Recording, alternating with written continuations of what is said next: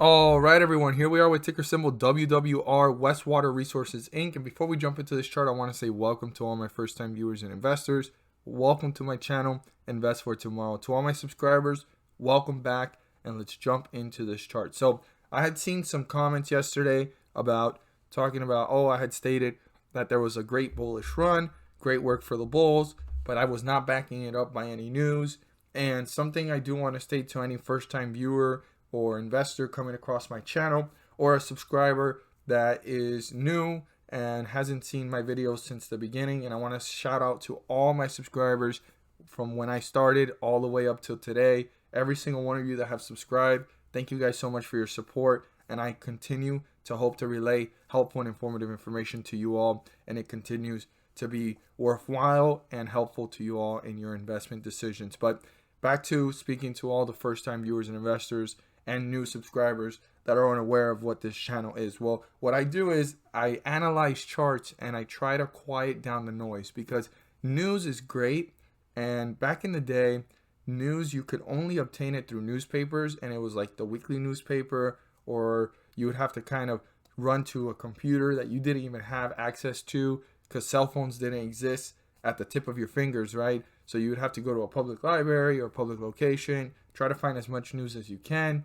And news now is something that every investor, as they do their due diligence and research, they can reach it in the tip of their fingers. So I try to stay away from talking about news, because I can talk about the news that brought it up to this point, but it could also be false hope or misleading, because anybody that hears about the great news here will start to actually motivate them to probably enter. And if they entered anywhere in this area because of the great news that was talked about the last 3 days, because this only lasted about 3 days, this run, then it could be misleading, and anybody getting in because of the news that they saw 3 days ago will actually try to come in now. And what they're doing is, any investor that's coming in this downtrend is actually paying everybody that's coming out on this entry that they entered out here, and they're trying to come out now. Because what I'm seeing here is a lot of profit taking and uncertainty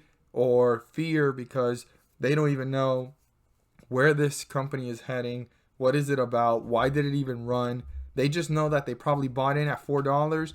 They're seeing it fall, and they sold today at $9, for example, or somebody that came in here at this dip, bought at $9.35 and sold today at $10.84. They're just clocking out, taking their small profits and so forth. This is a lot of profit taking is what I'm seeing, just based off of what the chart is showing us and how quick this run was. And the quicker this continues to fall, the quicker you'll know that any of this run was all basically a run by bulls that are actually now trying to get out. And anybody that believes in the news that was seen in the last 3 days and why this ran up can actually mislead anybody entering right here thinking that this run will continue. The one thing that does not mislead is the charts. The charts speak for themselves. I like to analyze charts. I try to stay away from news.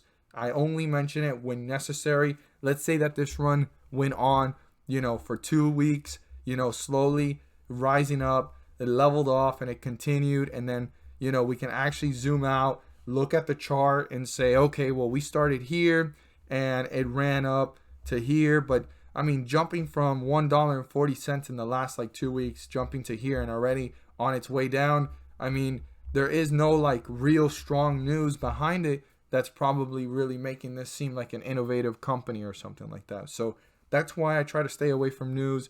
I try to quiet down the noise and the hype, and I try to center right in to what the charts are saying and what's important for every single investor to be well equipped to make their own rational decisions based off what the charts are saying to us. I apologize to every investor that wants to just jump into the chart and see what I have to say, but I did want to explain this to everyone. And I would like to hear any of your guys' feedback, my subscribers, first-time viewers, on what you think about my perspective on why I just do charts and I try to quiet down the noise, and if it really works and if it's something that's helping you guys. Okay? Hope to hear that news from all you guys in those comments down below. Let's jump into this chart. Now, it actually started to fall. I had stated yesterday that the tug of war was going to be interesting because we were already ending up in bearish territory as the day was ending, and quickly after it actually started to fall. It leveled off, and it's been a bearish run since. I mean, this has just been in a downward direction. Barely any bulls, and the times that the bulls have appeared is trying to stop it from falling even harder, and this is just falling to newer lows. So right now, the price that it's at is the lowest point of the day. So if it breaks through that by tomorrow or even later this afternoon in the next couple of hours post-market, I mean, this could start to see newer lows, and it would be very important to keep that in mind, that if it crosses that number, whatever number it is, by 8 o'clock, by tomorrow in the morning, you would have to see how quickly it's moving down and who is dominating the chart. So let's move this to its new locations so we could see what is going on here. We're at 682, and let's land right on it. It's jumping around. There we go, 682, and our resistance level has slightly moved, and this is the highest point before the fall at $11. Now, our 50-day moving average is slightly above it at 1109. Super important number, 1109. That needs to be crossed by the bulls so that they can start to work their way up to newer highs and reach newer resistance levels, and also get back into bullish territory. Right now, we're in bearish territory, and the bears are dominating this chart for the last couple of days. And before getting to the 50-day moving average, obviously they need to break through the first resistance, and that is $11.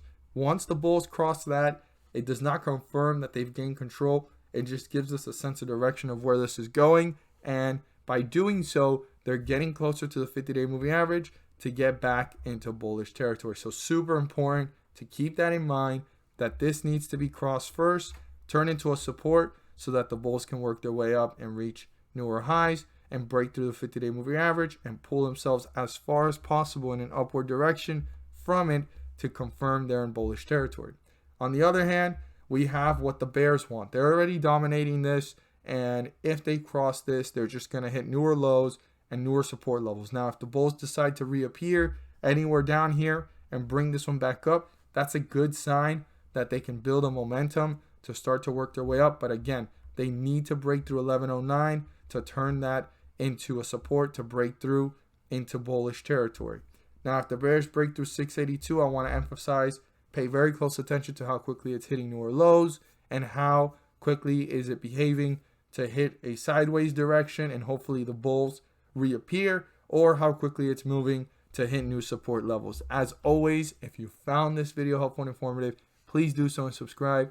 Share this with your friends and community. Don't forget to click on the bell so that you don't miss a single video that I post. And don't forget to hit the like button and let me know you watched this video. Thank you guys so much for watching, and let's make some money.